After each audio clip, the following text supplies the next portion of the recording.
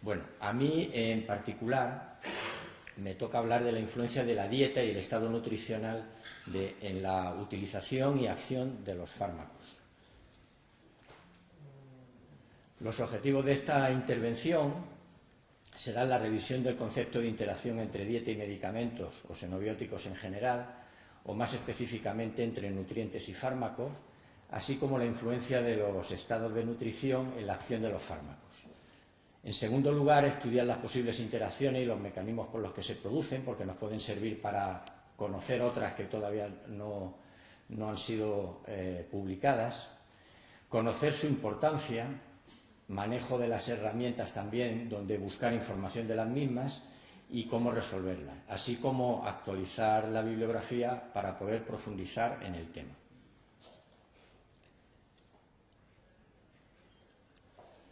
En cuanto al concepto, una interacción entre un alimento y un xenobiótico ocurre cuando se modifican los efectos de los medicamentos por la administración anterior, simultánea o poco después de alimentos. Y también viceversa, porque también los medicamentos pueden influir sobre los alimentos y sobre los nutrientes, como ha explicado perfectamente el profesor Mariné. En toda interacción hay pues un fármaco o un nutriente cuya acción se modifica y otros que actúan como precipitantes o desencadenantes de dicha interacción. En algunos casos la interacción es bidireccional, como ocurre con los folatos, que también lo han mencionado anteriormente, y la fenitoína. En general, las interacciones se asocian con un resultado negativo sobre la clínica del paciente, pero esto no siempre es así. Hasta comienzo de la década de los 90, las interacciones entre medicamento y alimentos se consideraban en general anecdóticas y con frecuencia de escaso interés clínico, lo que ha propiciado su poca difusión, tanto para profesionales de la salud como para los pacientes. Cuando yo estudiaba en la Facultad de Farmacia de Granada, hace ya bastantes años, precisamente empecé a estudiar farmacia un año después de la publicación del Lancet con que se iniciaba la conferencia anterior, pues se nos decía que las interacciones entre medicamentos y alimentos podían ocurrir, como por ejemplo con las tetraciclinas y la leche o alimentos lácteos ricos en calcio en general. Pero no salían de ahí, es decir, esa era la única, parece ser el único ejemplo que se conocía o que por lo menos a nosotros nos explicaban. Ahora la actitud ha cambiado y se reconoce su importancia, tanto para las agencias reguladoras como para distintas organizaciones profesionales y científicas, así para agrupaciones de pacientes, especialmente agrupaciones de enfermedades crónicas. La verdadera importancia empezó a conocerse cuando su estudio se ha planteado con el mismo rigor y con la misma metodología que se sigue con los ensayos clínicos con medicamentos. Actualmente hay descritas interacciones para algo más de 300 fármacos. No obstante, la prevalencia de las interacciones es inferior a la que ocurre entre los fármacos. Quizá con alimentos y fármacos hablamos de una prevalencia del 1%, mientras que en los fármacos es muy diversa la información que tenemos, pero aproximadamente entre el 10 y el 50% puede ocurrir.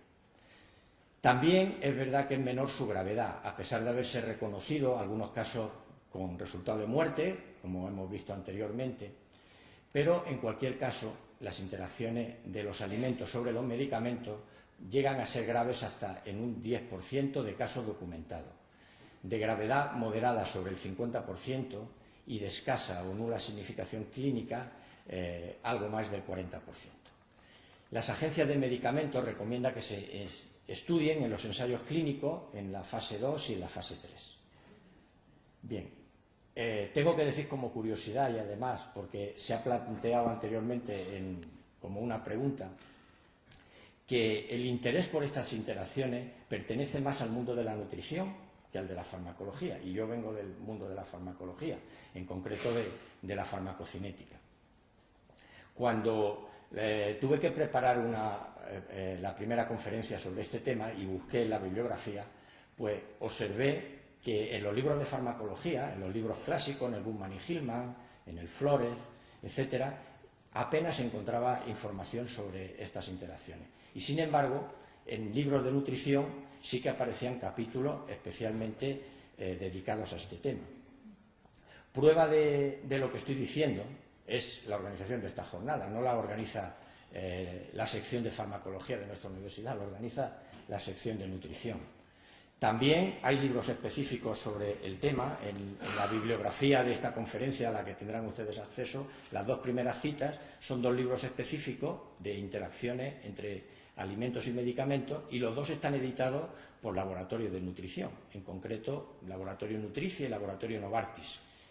Y la organización de estas jornadas corre también a cargo de una multinacional que se dedica a la nutrición.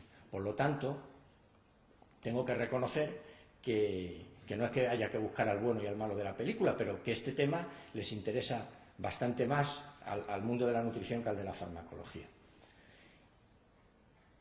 Y dentro de profesiones, pues les interesa más a los farmacéuticos que les interesa más a los médicos. Antes ponía el ejemplo de la única interacción que al parecer se conocía a principios de los años 70, que era la del calcio con las tetraciclinas. Yo, además de haber trabajado muchos años en un hospital, también he trabajado unos poquitos años en una oficina de farmacia, y me molestaba en preguntarle a los pacientes cuando venían con una receta de tetraciclinas si les habían advertido que no podían tomarlas con lácteos y con leche. En el 90 y muchos % de las ocasiones me decían, pues no me han dicho nada al respecto. Bueno, pues miren, no se la tome con leche porque entonces el efecto va a ser quizá algo menor, no estamos muy seguros, tampoco había que dejar al descubierto al clínico que le había hecho la prescripción o a la enfermera, pero la cuestión es esa. Bien, aquí podemos ver este gráfico que aparece en el primero de los libros que les he dicho de la bibliografía, que muestra cómo el número de publicaciones en Medline sobre interacciones va creciendo. Tanto si consideramos el número total de artículos específicos sobre interacciones medicamentos-alimentos, que es esta primera línea que se ve aquí, como si relacionamos este con el número total de artículos publicados, esta línea de en medio, como si contabilizamos solo los que han seguido una metodología de ensayo clínico. Pues vemos que con cierta discreción, pero que el interés va en aumento. En esta tabla aparece el número de publicaciones en Medline con las palabras clave Nutrition and Therapy y Food Drug Interaction.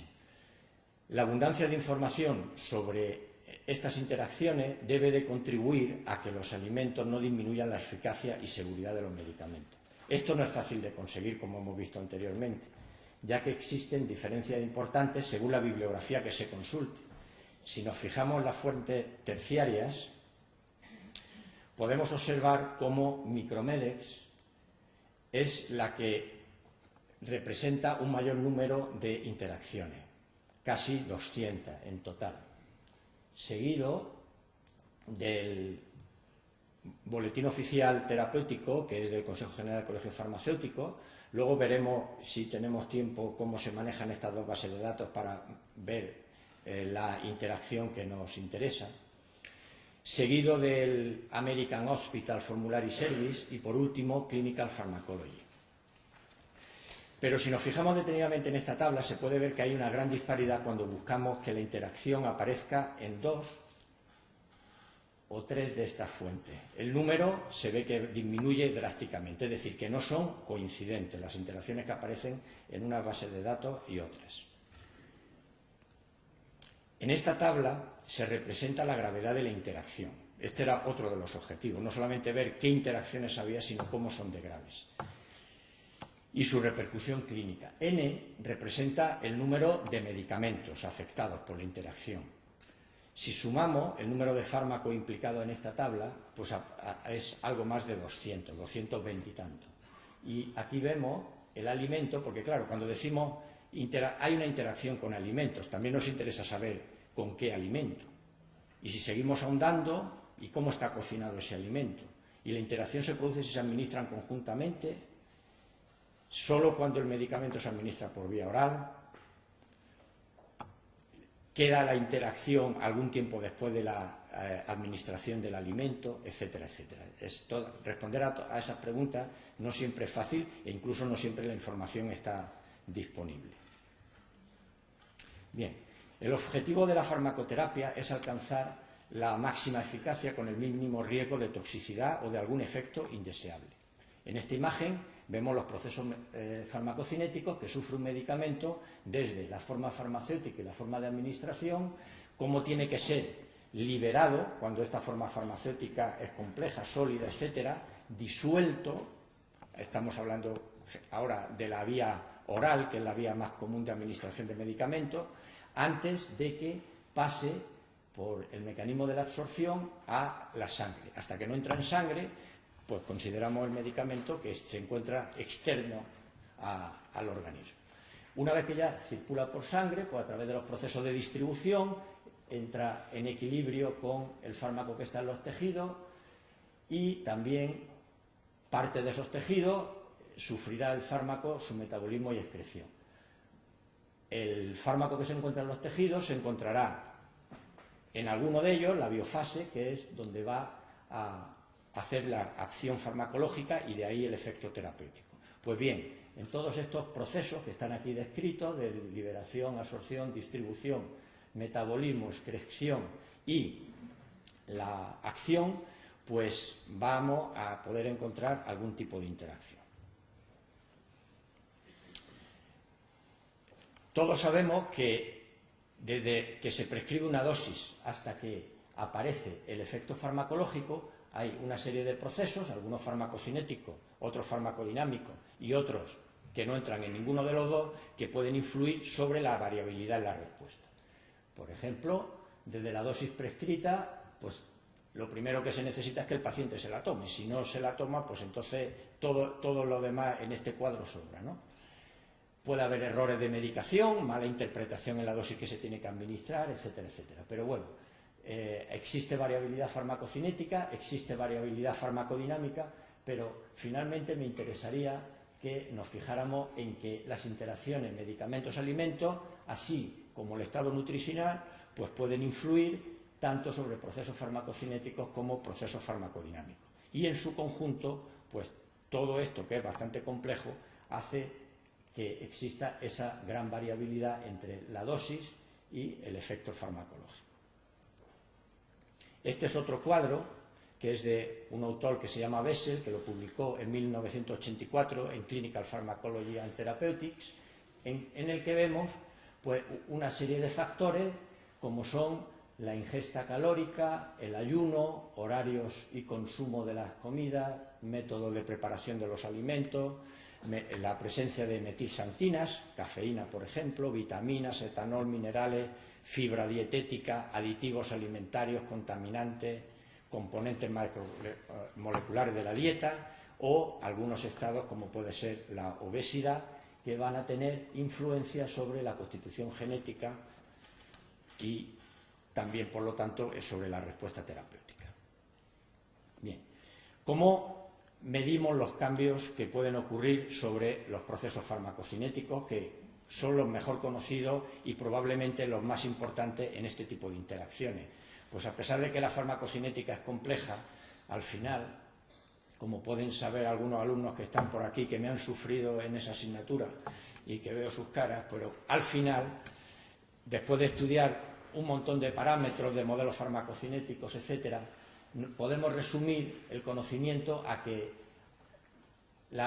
parámetros como la concentración máxima, el área bajo la curva o la semivida o constante de eliminación son los que nos van a marcar la exposición del organismo a un determinado fármaco y, por lo tanto, la intensidad de la respuesta.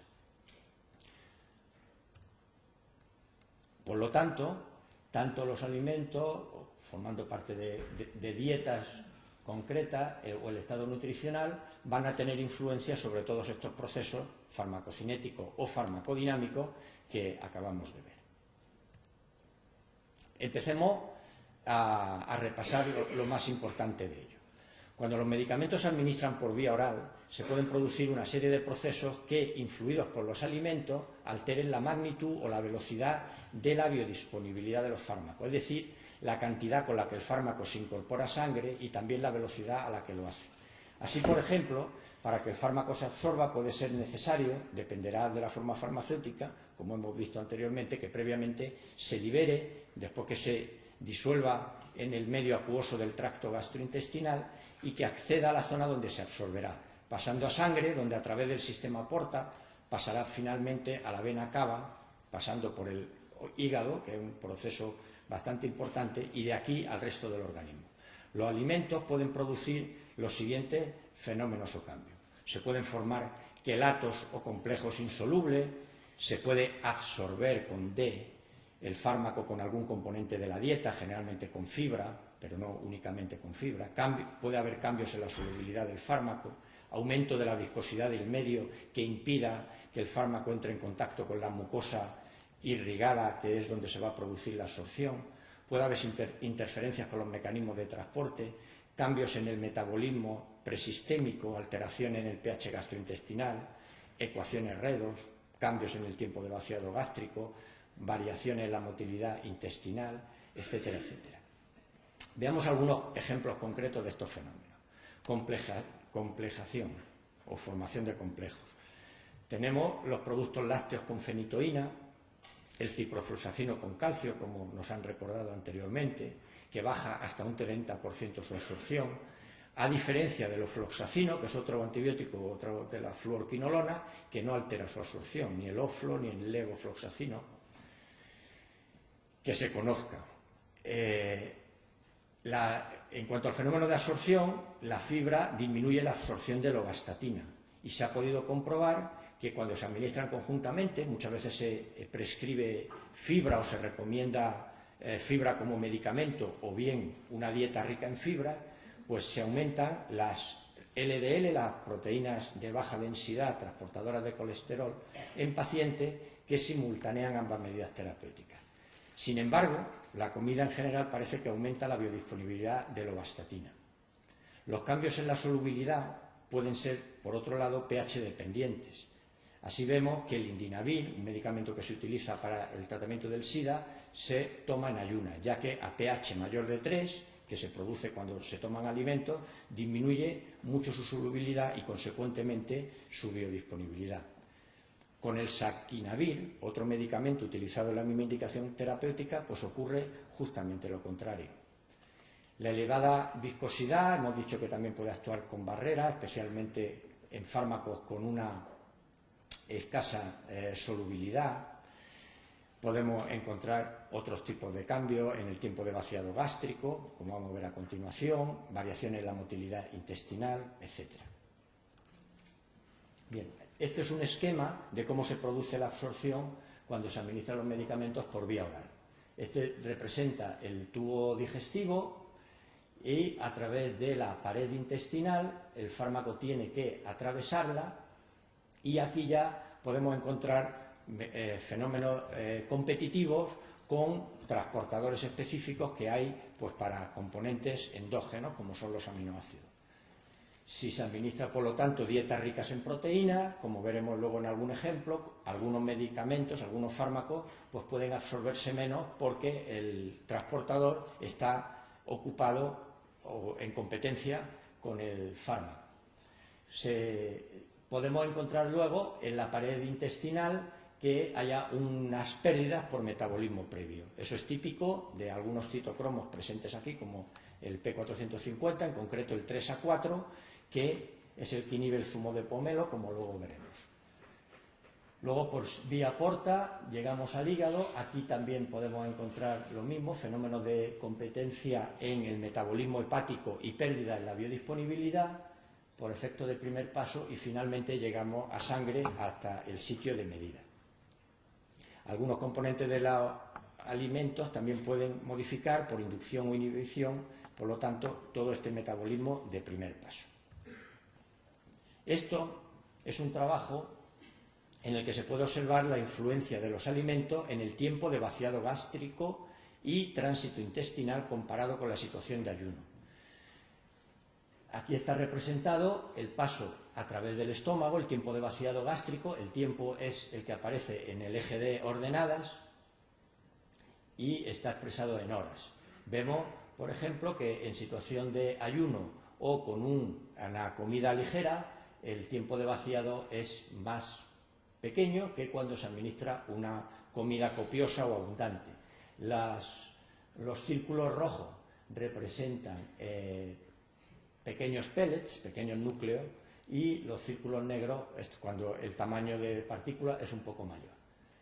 Bueno, pues vemos, lo primero que llama la atención es la enorme variabilidad en el tiempo de vaciado gástrico, sobre todo con los componentes cuando se hace una comida pesada, que va desde 3 horas hasta más de 10, que es el tiempo que duró el experimento, y ya sobrepasado ese tiempo había todavía algunos núcleos que no habían pasado al intestino.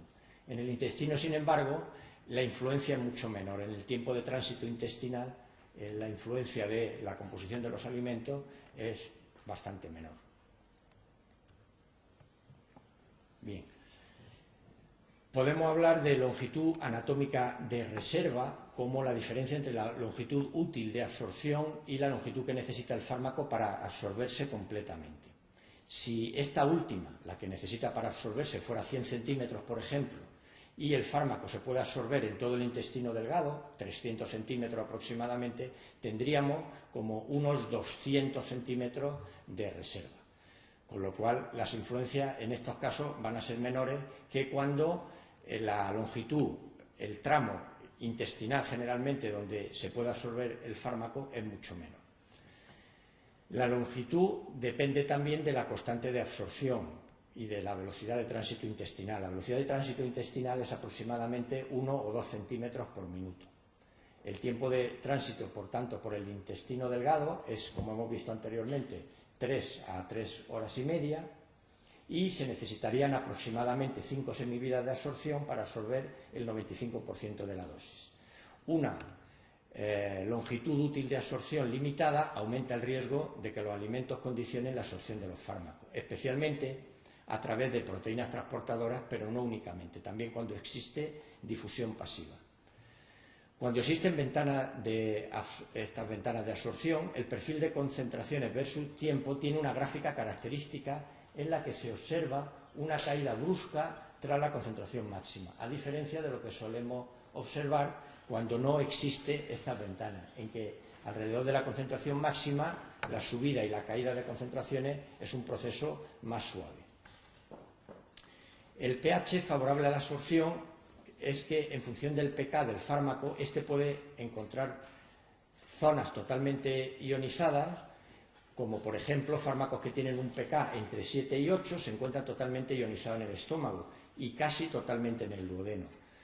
Pero en yeyunio, ilion y colon el porcentaje de ionización baja drásticamente, lo que facilita su absorción en estas zonas más distantes del estómago.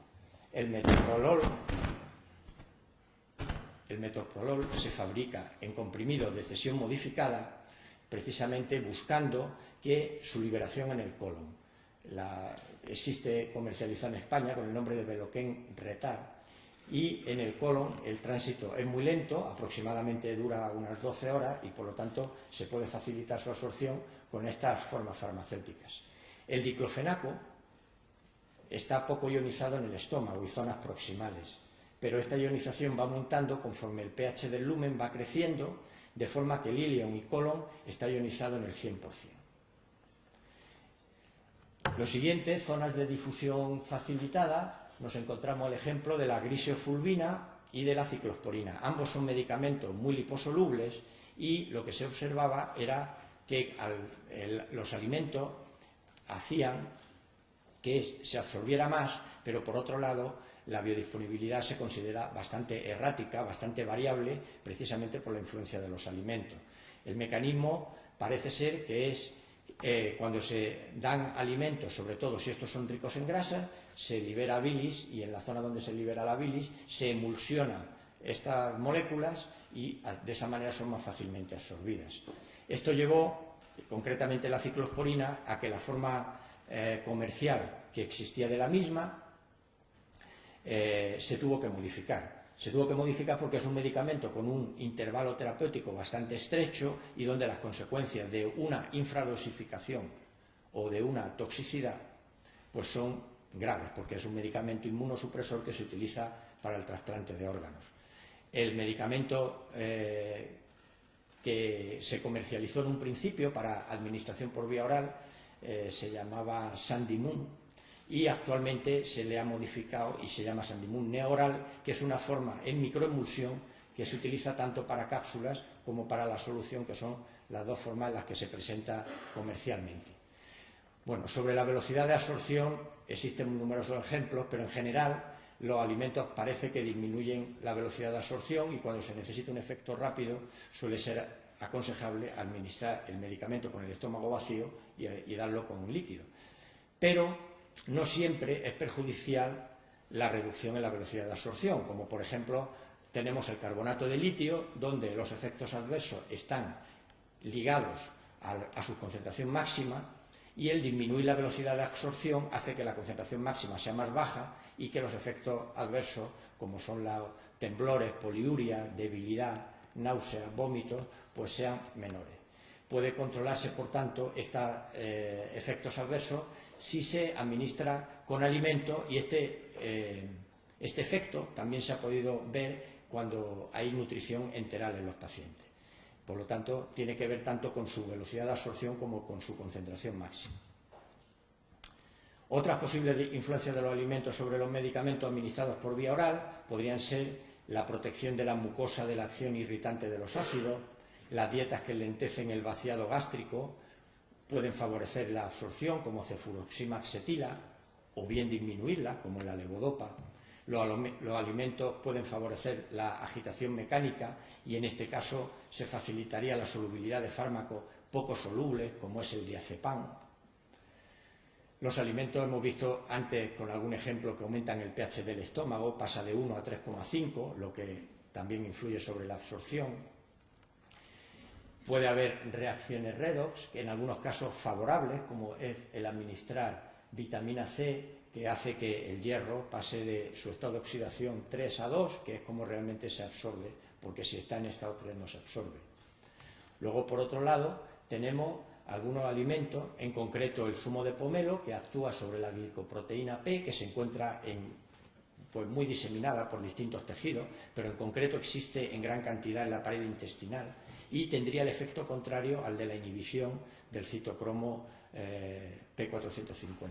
Lo que ocurre es que de los dos fenómenos, pues al final predomina el de la inhibición del citocromo y por lo tanto el aumento de la biodisponibilidad. Bueno, aquí es una fotografía de un comprimido de Cotrin, que es una marca de aspirina en Estados Unidos, en la mucosa gástrica de un paciente que acudió a urgencias con dolor abdominal y fue sometido a una gastroscopia exploratoria.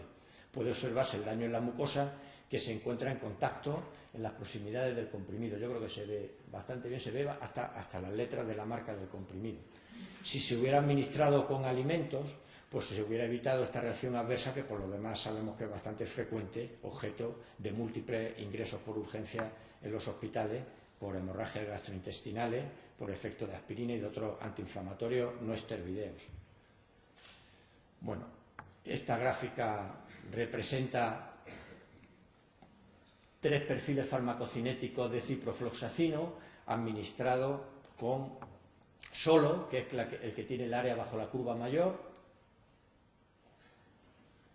o poco tiempo después, 5 minutos, o bien 2 horas después de una suspensión de antiácido, que al modificar el pH modifica la cantidad que se absorbe.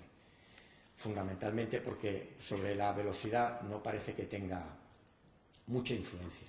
También se reduce la biodisponibilidad del ciprofloxacino con la presencia de hierro o de dietas ricas en hierro. Esto es otro ejemplo de diclofenaco administrado con antiácido. Este es el caso del omeprazol, que lo cuento porque es un medicamento que se utiliza muy frecuentemente y que es posible que en el futuro se utilice menos porque tiene bastantes interacciones, no en concreto con alimentos, que también, pero fundamentalmente con otros medicamentos. Pues bien, el omeprazol es una base débil, tiene un pK de aproximadamente 4, que se absorbe en el intestino delgado y vía sangre llega a la célula parietal, que es donde actúa. Pues bien, a pH fisiológico la molécula no está cargada, atraviesa bien las membranas biológicas, por lo tanto puede pasar a sangre. Pero al pH ácido del canalículo secretor de la célula parietal, que lo vamos a ver luego en una imagen, se protoniza y queda ahí atrapado. El omeprazol es un profármaco que se tiene que transformar en un derivado tetracíclico, sulfonamido, para unirse a residuos de cisteína de la bomba de protones y de esta manera la inhibe.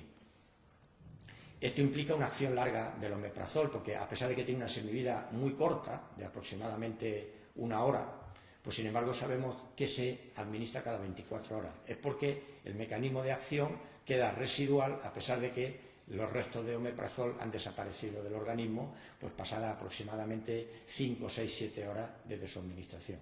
Pues bien, si se administra con alimento, el omeprazol, al estar estimulada la secreción ácida, sube la eficacia, ya que hay mayor número de células parietales activadas que son sobre las que actúa el omeprazol. Aquí, esto está sacado del libro de anatomía de Netter con su maravilloso dibujo y se puede ver la célula parietal y el canalículo, que precisamente ahí es donde actúa el omeprazol, pero que tiene que llegar vía sangre. No actúa tópicamente en el estómago o en el duodeno cuando se administra, lo cual genera problemas cuando hay que administrar el omeprazol por sonda o cuando hay que administrárselo a niños, que no existe en dosificación infantil. Pero ese es otro problema que no entramos. Bueno, sobre la distribución. Me están avisando que me queda 1 minuto nada más. Llevo la primera letra del... Bueno, voy a ir un poquito más rápido. Bueno, una dieta rica en proteínas disminuye la eficacia de la levodopa. La competencia por los mecanismos activos del transporte en la barrera hematoencefálica podría ser la causa de esta interacción. Esta pérdida de eficacia se puede dar tanto con nutrición normal como con nutrición parenteral, donde ya puede observarse este fenómeno a partir de un aporte proteico de 0,8 miligramos kilo al día. Con el melphalan, que se utiliza con el neuroblastoma, ocurre otro tanto. Compite con transportadores de aminoácidos neutros de cadena larga como fenilalanina, leucina, isoleucina, etc., por lo que es recomendable no administrarlo junto con una dieta rica en proteínas. En este caso, daría igual la administración del melphalan, la vía, ya que la interacción con los aminoácidos ocurre aunque la administración sea parenteral. Bueno, sabemos por otro lado que los fármacos circulan unidos a proteínas plasmáticas. Pues bien, resultado del estado nutritivo o del aporte proteico de la dieta, pues puede alterar estas uniones a proteínas plasmáticas. Por otro lado también los ácidos grasos pueden producir desplazamientos en la unión. Este fenómeno tiene importancia cuando los fármacos van fuertemente unidos en porcentajes superiores al 90%, como ocurre con la fenitoína, y cuando su intervalo terapéutico es estrecho, ya que de otro caso, generalmente, esta interacción no es tan importante. Esto tiene importancia clínica en algunos medicamentos, como el midazolam, la warfarina o la cenocumarol, anticoagulantes orales que ya hemos visto. Sobre el metabolismo. Los alimentos pueden modificar el metabolismo de los fármacos, lo cual se puede traducir en variaciones en la biodisponibilidad por efecto del primer paso hepático y en la eliminación del fármaco. En fármacos con acusado efecto de primer paso, los alimentos pueden aumentar la biodisponibilidad. Es lo que ocurre con el propranolol, metoprolol, aspirina, mitriptilina, morfina, codeína. Pero no se modifica si el fármaco presenta un efecto, no presenta efecto de primer paso, como ocurre con el labetalol. Este efecto se explica porque los alimentos aumentan el flujo sanguíneo esplásmico. Dietas hipocalóricas, hipoproteicas disminuyen la velocidad metabólica con algunos fármacos como son la fenitoína, la fenilbutazona, teofilina, hipoglucemiantes orales y cloranfenicol. Podemos ver que casi siempre tenemos implicados a los mismos fármacos sobre los cuales existen interacciones. También las dietas hipolipídicas disminuyen la actividad del sistema microsomal, como se ha observado con la teofilina. En el capítulo de aditivos alimentarios y contaminantes hay que considerar las vitaminas, que al actuar como cofactores de enzimas inducen el metabolismo. Este efecto se ha observado en casos de ciertos hábitos dietéticos con suplementación de ácido fólico y piridoxina, que ha disminuido la acción farmacológica de la fenitoína. Los aditivos como el butilhidroxianisol o el butilhidroxitolueno son inductores enzimáticos. Algunos contaminantes son inductores, organofosforados, y otros son inhibidores, organofosforados, metales pesados. Algunos componentes de alimentos, como los flavonoides, la quercetina, presente en frutas y vegetales, es un inhibidor enzimático. Interacciona con midazolam, saquinavir, ciclosporina, y el mismo efecto se observa con el pomelo. Bueno, esto vamos a pasar porque son los distintos citocromos. De todas maneras, de los más importantes, aquí está representado los sustratos de estos citocromos y los que actúan como inductores, que están con un signo positivo, y los que actúan como inhibidores con un signo negativo. Y me interesa resaltar los que son alimentos, porque es lo que constituye el tema de mi conferencia, como es el pomelo, la carambola, que actúan como inhibidores del citocromo P3A4, o la hierba de San Juan, que se utiliza como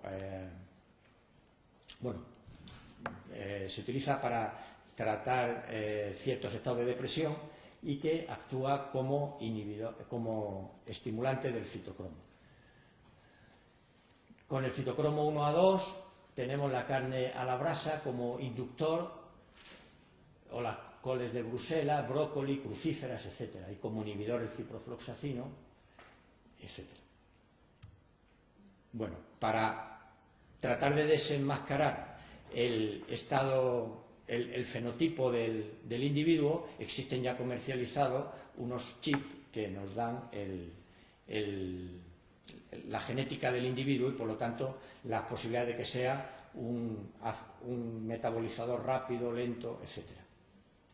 Bien, y por último, entre los procesos metabólicos tenemos la excreción, que es el resultado de los tres procesos de filtración glomerular, secreción tubular y reabsorción tubular. El principal factor que puede influir sobre la excreción renal de fármacos es el pH de la orina, que puede variar como consecuencia de los alimentos y de la dieta. Por ejemplo, la carne, los quesos o los pasteles son capaces de acidificar la orina. Por el contrario, la leche, las verduras y las legumbres, excepto las lentejas, son alcalinizantes. La fracción responsable de alterar el pH son las cenizas y no el alimento entero, como podemos ver con el zumo de naranja, que aunque es ácido, sin embargo, el resultado en la orina es que es alcalinizante. En la reabsorción tubular, una interacción interesante es la competición que se establece entre el litio y el sodio, por lo que una concentración elevada en sodio procedente de la dieta produciría una excreción aumentada de litio al no reabsorberse, y viceversa, teniendo en cuenta que el litio tiene un intervalo terapéutico estrecho de concentraciones en las que resulta eficaz, pues es relevante esta interacción. La dieta rica en proteína o los aminoácidos vía parenteral incrementan la velocidad de filtración glomerular. Parece ser que el glucagón pancreático podría ser el responsable de este aumento de excreción. Bien, y sobre la farmacodinámica tengo poco que decir, quitando algunos efectos sinérgicos que se producen, como por ejemplo cuando se toma arroz, que tiene un efecto astringente, o ciruela con efecto laxante, cuando se toma con medicamentos astringentes o laxantes. Otros ejemplos pueden ser la piridoxina, que evita la fotosensibilización producida por la miodarona, que inhibe la síntesis de melanina, los nitratos y los nitritos, que pueden ejercer un efecto agonista con fármacos colinérgicos e hipotensores, y antagonista con epinefrina y norepinefrina. Bien, por último, ya para acabar, los estados nutritivos, cómo pueden influir sobre la acción de los fármacos. Y he puesto dos situaciones, la desnutrición y la obesidad. Aunque existen distintos tipos de nutrición, quizá la mixta o calórica proteica es la más importante, con diversos déficits concurrentes. Muchos de estos interaccionan de forma importante con la respuesta a los medicamentos. Por otro lado, existe una alta prevalencia de desnutrición que llega en los pacientes hospitalizados a valores del 50%. Incluso en los pacientes geriátricos esta cifra podría llegar hasta el 60%. Por lo tanto, es algo bastante importante que la desnutrición calórico-proteica es muy prevalente y que puede afectar a diversos órganos y sistemas. Entre los más importantes tenemos el tracto gastrointestinal, el hígado, los riñones, el sistema cardiovascular, aparte la cantidad de albúmina disponible para transportar fármacos, etcétera. Entonces, ¿qué proceso hay farmacocinético en el que no estén implicados estos órganos? Aquí estaría descrito cómo puede alterar cada uno de estos procesos farmacocinéticos, el estado de desnutrición,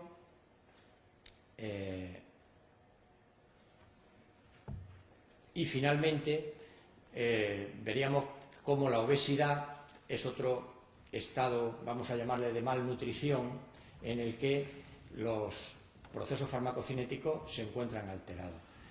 No todos ellos. Por ejemplo, la absorción no parece que esté afectada significativamente, por lo menos la absorción por vía oral.